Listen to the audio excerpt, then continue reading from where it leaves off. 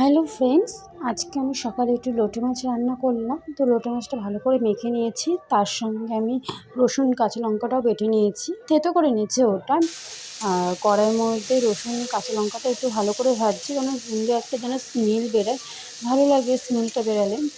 আর ওর মধ্যে দিয়ে দিয়েছি যে মেখে রাখা যে লোটে মাছটা, সেই লোটে মাছটা আমি দিয়ে দিয়েছিলাম।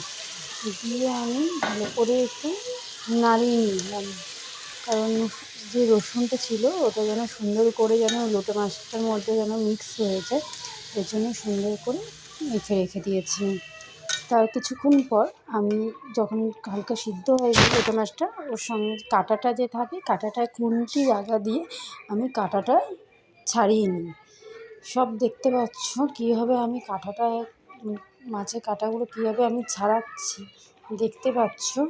এইভাবে আমি কাঁটা ছাড়িয়ে লোটে মাছটা রান্না করি, তাহলে খেতে খুব সুন্দর টেস্ট হয়, দেখেছো। আর এতগুলো কাঁটা বেরিয়েছে মাছটা, তারপরে ওটা তো হালকা শুকিয়ে নিতে হবে, কারণ জল জল জল জল মতন থাকে।